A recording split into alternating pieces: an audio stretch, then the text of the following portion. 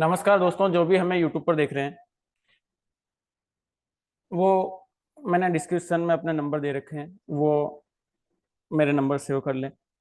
और साथ ही मैंने डिस्क्रिप्शन में ग्रुप की लिंक दे रखी है, तो आप ग्रुप को भी ज्वाइन कर लें ताकि सारी अपडेट और जो शाम की क्लास होती है जो जूम मीटिंग के जरिए होती है, और उसका उसकी लिंक मैं ग्रुप में प्रोवाइड करवाता हूँ, तो आपको मिल सके। और आपका कोई भी सवाल है तो आप जूम मीटिंग के जरिए मुझसे कनेक्ट होकर पूछ सकते हैं। इसी के साथ शुरू करते हैं पोस्ट मार्केट एनालिसिस। और पोस्ट मार्केट खत्म होने के बाद फिर से पार्ट 2 में एक वीडियो बनाएंगे हम, जिसमें ऑप्शन चेन को बेसिक इंफॉर्मेशन मिलेगी ऑप्शन चेन की, जिसमें हम देखेंगे कि बाजार को कैसे पहचाना जाता है और कैसे हम बाजार को पहचान सकते हैं। सारी बेसिक जानकारी इस वीडियो में मिलेगी, तो इस वीडियो को भी देखना ना भूलें।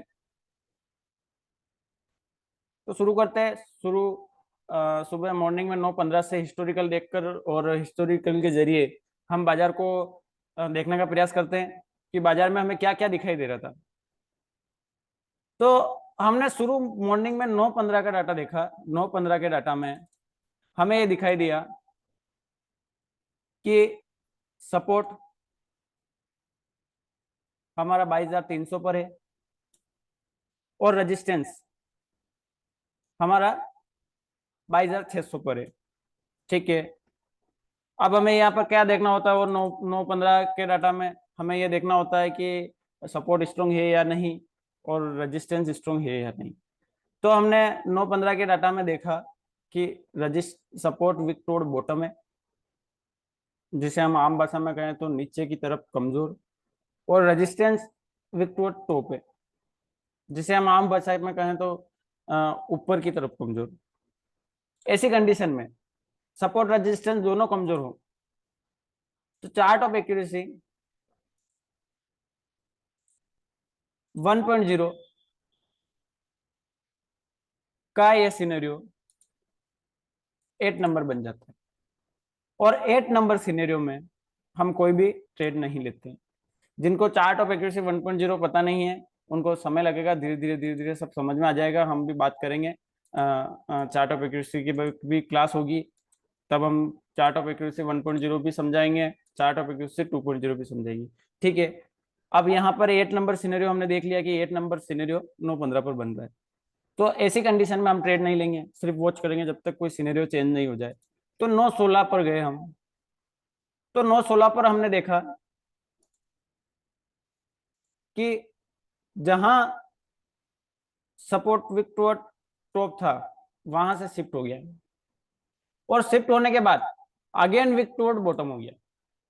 तो पहले तो रजिस्टेंस ये बोल रहा था कि मैं ऊपर की तरफ कमजोर हूं, पर अब बोलने लगा कि मैं नीचे की तरफ कमजोर हूं। ठीक है, अब सपोर्ट की क्या स्थिति है वो देख लेते हैं। सपोर्ट तो शुरू से यही बोल रहा है कि मैं बेरिश हूं, विक टुवर्ड बॉटम हूं। अब दोनों विक टुवर्ड बॉटम हो गए। ऐसी कंडीशन में हम क्या करेंगे? ऐसी कंडीशन में हम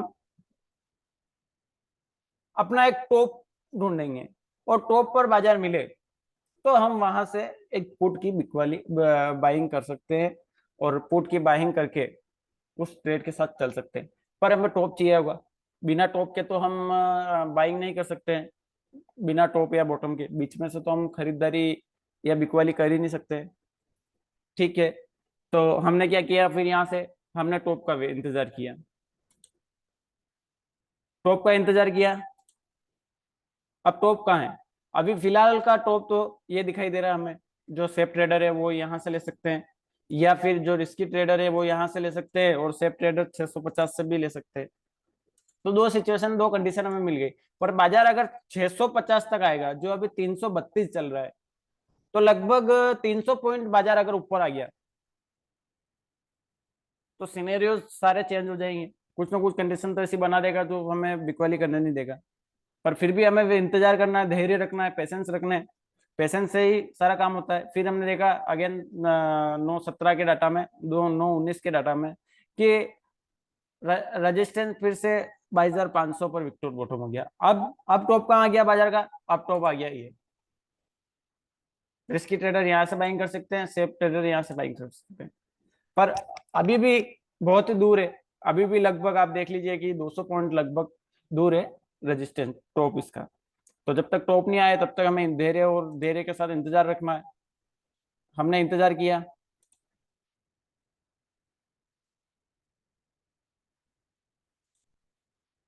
और इंतजार करते ही करते हम बाजार को धैर्य के साथ देख भी रहे थे। कोई ट्रेड नहीं लिया, जो साथ में थे जूम मीटिंग के जरिए या फिर यूट्यूब पर लाइव, उन्होंने सिर्फ बाजार को देखा, वॉच किया और बाजार को समझने का प्रयास किया। ठीक है,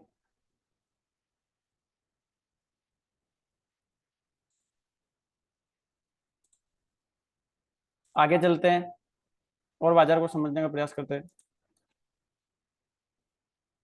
सपोर्ट जो विक्टोर बॉटम था, इस साइड ध्यान देने वाली बात है। सपोर्ट जो विक्टोर बॉटम था अब वो स्ट्रॉन्ग हो गया था।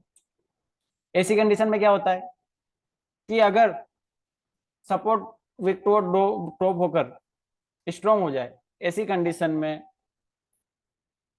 सपोर्ट बुलिश साइड प्रेशर करता है। तो हमें यह तो पता चल गया था कि सपोर्ट बुलिश साइड प्रेशर कर रहा है, पर रेजिस्टेंस बेरिश साइड प्रेशर कर रहा है। इस बात का भी हमें ख्याल रखना होगा।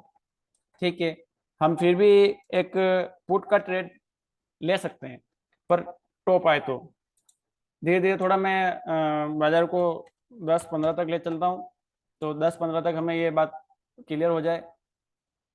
तो फिर हमने देखा 10-15 के डाटा में कि रजिस्टेंस जो हमारा रेजिस्टेंस यहाँ आसपास था वो यहाँ से यहाँ आ गया था, मतलब एक शिफ्टिंग इसने कंप्लीट कर दी।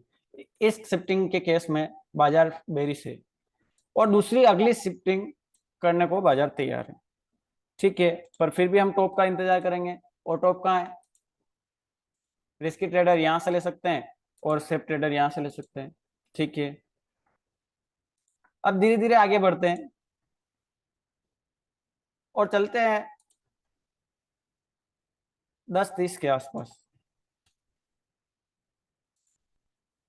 जहां बाजार को देखने का प्रयास करते हैं।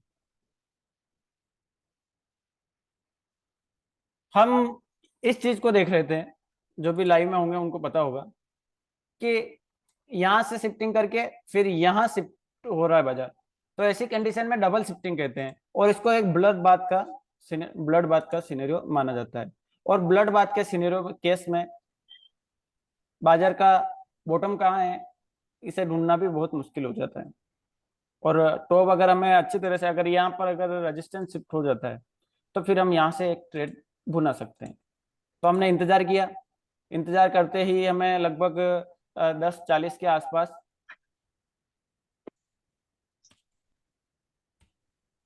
10:40 के आसपास रेजिस्टेंस शिफ्ट हो गया था। और रेजिस्टेंस शिफ्ट होने के केस में हमें ईयूआर चाहिए था और ईयूआर के आसपास ही बाजार खड़ा था। 80 का ईयूआर आ रहा है और 74 खड़ा था। तो हमने भी जो साथ में लाइव होंगे उन्होंने भी पेपर ट्रेड किया था यहाँ से। रियल ट्रेड का मैं कहूँगा नहीं, तो जिन्होंने पेपर ट्रेड किया था यहाँ से बेहतरीन ट्रेड था। और उसके बाद यहाँ से ट्रेड लेने के बाद बाजार एक डाइवर्जन एक्स्ट्रा चला गया। थोड़ा आगे चलते हैं, देखने का प्रयास करते हैं।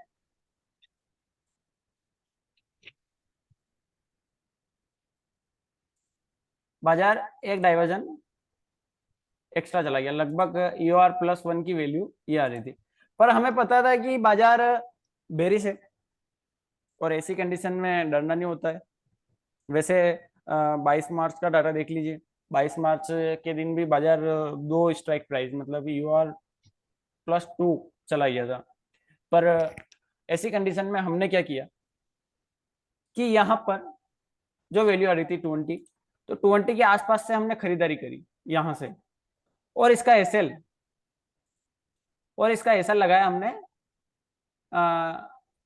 430 के आसपास, कि अगर बाजार यहाँ गया, यहाँ से ऊपर जाने की प्रयास किया बाजार ने, तो हमने जो एवरेजिंग करी है वो एवरेजिंग प्लस जो खरीदारी करी है वो खरीदारी सब एग्जिट कर देंगे।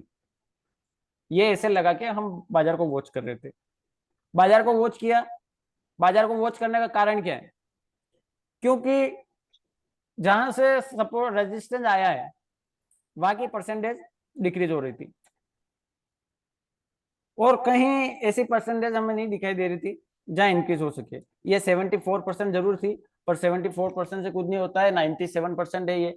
तो इसमें भी हमारा प्लस पॉइंट था। और दूसरी बात कि यहाँ से रजिस्टेंस यहाँ गया और यहाँ से यहाँ गया, तो हमें इन दोनों चीजों की कोई परवाह नहीं थी, तो हमने वेट किया और ऐसा कोई डाटा हमें नहीं दिखाई दे रहा था जिसके कारण बाजार बुलिश हो जाए। डेल्टा भी देखा हमने, डेल्टा के साथ में आईवी भी देखी, हमें किसी साइड कोई परेशानी दिखाई नहीं दे रही थी। तो उस चक्कर में हम रुके, वेट किया। फिर हमने वेट करके जो हमने यहाँ से एवरेज किया था, यहाँ उस एवरेजिंग को निकाल दिया, जो यहाँ से यहाँ तक का हमें प्रॉफिट भी हो गया और एक ट्रेड को बना रखा। तो बना रखने के बाद में हमने यहाँ आसपास देखा कि resistance weak to top, support weak to top होने की कंडीशन क्रिएट कर रहा है। तो फिर हम यहाँ आसपास, यहीं आसपास इस कैंडल के आसपास हम उस ट्रेड से भी एग्जिट हो गए थे। फिर उसके बाद हमने बाजार को वॉच किया। एग्जिट होने का कारण यही था कि सपोर्ट विक्टोर टॉप हो गया और रेजिस्टेंस विक्टोर बॉटम में ही था। तो ऐसे केस में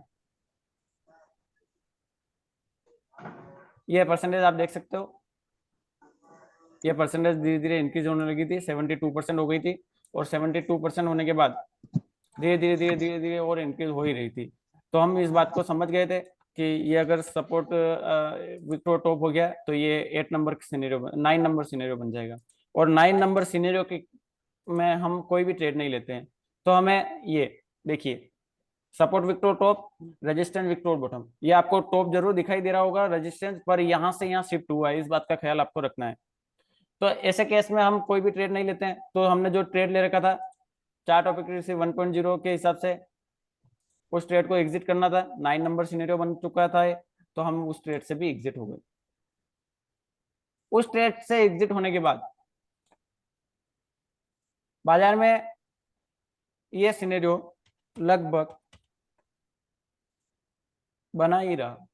और ऐसे केस में बाजार दो डायरेक्शन होते हैं बाजार के, या तो बाजार बेरिश हो जाएगा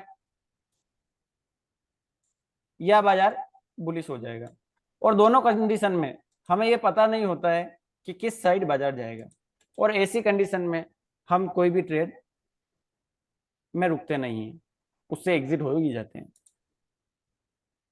तो पूरा दिन यही सिनेरियो बना रहा है। उसके बाद 2 बजे लगभग चलते हैं, 2:30 बजे बाद तो आपको ट्रेड करना ही नहीं है। जो नए हैं वो इस बात का ख्याल रखें, जो ऑप्शन चैन को नहीं जानते, जो विनर सर की कम्युनिटी से हैं उनको तो पता होगा, और अगर उनकी कम्युनिटी से कोई नहीं है तो उनको इस बात का ख्याल रखना है कि 2:30 बजे बाद आपको कोई भी ट्रेड नहीं करना है।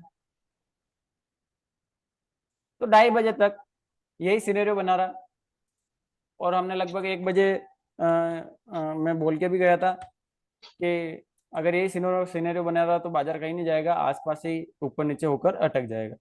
फिर हमने देखा 79% हो गई लगभग 3 बजे आसपास। ट्रेड तो नहीं ले सकते हम, पर बाजार को देख सकते हैं। जब जब ये कमजोर होता रहा और जैसे जैसे स्ट्रॉन्ग होता रहा, और जैसे ही स्ट्रॉन्ग हुआ बाजार ईओएस पर चला गया। तो ये सारी संभावना बनी, ये सब कुछ हुआ। और इस स्ट्रॉन्ग होने के केस में एसओसी भी बनता है, और एसओसी के केस में बाजार बुलिश हो जाता है, क्योंकि यूआर साइड एसओसी बनेगा, स्टेट ऑफ कंफ्यूजन। तो ये सारी सिचुएशन थी, और ऐसा ऐसा बाजार चला। बाजार में कोई ज्यादा डिफिकल्ट बाजार नहीं था, आसानी से बाजार को प्रिडिक्ट कर सकते हैं। जिन्होंने भी लॉस किया होगा वो लॉस कहाँ किया होगा? वो लॉस यहाँ किया होगा। यहाँ करने का कारण क्या है कि उन्होंने देखा होगा कि सिनेरियो सारे बेरिश बता रहे हैं, पर बाजार फिर भी बुलिश हो रहा है। तो ऐसी कंडीशन में आपको इस बात का ख्याल रखना है कि इसके ब्रेकआउट के वहां ऐसे लगा दो आप, और यहां से एवरेजिंग बनती है ना कि एग्जिट। ना कि आप एग्जिट हो जाओ। लॉस यहाँ पे बुक नहीं करना है आपको। लॉस बुक करना है या तो इसके ब्रेकआउट पर, या फिर एक डाइवर्जन और एक्स्ट्रा चला जाए, जिसकी कैपेसिटी है कि हाँ ये अगर एक डाइवर्जन और एक्स्ट्रा चला गया और मैं बाजार में रुका रह सकता हूँ, वो रुक सकते हैं। बाकी अगर कोई है जिसकी कैपेसिटी नहीं है, वो यहाँ बुक कर सकते हैं। तो इस प्रकार से इस लॉस से भी हम बचे, जो भी साथ में थे सभी ने यहाँ से एवरेज किया। एवरेज करके यहाँ एवरेजिंग जो किया था, जो जिस लॉट साइज से किया था उसको बुक कर लिया, और फिर यहाँ आसपास बने रहे। और यहाँ हमने देखा कि रजिस्टर सपोर्ट वीक और बॉटम होने वाला है, तो हम यहाँ पर एग्जिट भी हो गए, जिसके कारण हम ओवरऑल प्रॉफिट में निकले। जबकि बाजार ऊपर साइड मूव किया, फिर बाजार यहीं आके कंसोलिडेशन फेस में आ गया, फिर भी हम प्रॉफिट में ही निकले। तो ऐसा सब कुछ होता है बाजार में। हिस्टोरिकल और पोस्ट मार्केट इसीलिए करते हैं कि किसी ने कोई मिस्टेक की हो तो उसको सुधार सके। और अगर किसी का कोई सवाल हो तो पूछ सकते हैं। फिर हम क्लास शुरू करेंगे, जिसमें आज ओआई वॉल्यूम, डेल्टा और सपोर्ट रेजिस्टेंस सबकी बात करेंगे। किसी का कोई सवाल है क्या? कोई कुछ सवाल हो किसी का?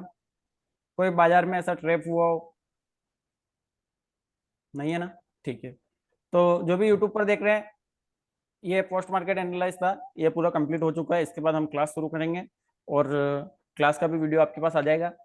और जो भी मुझसे कांटेक्ट करना चाहते हैं, मेरे कांटेक्ट नंबर मैंने डिस्क्रिप्शन में दे रखे हैं, वहां से मुझे कांटेक्ट कर सकते हैं। और लिंक दे रखी है ग्रुप की, उसको जरूर ज्वाइन कर लें, सारी अपडेट आपको मिल सके।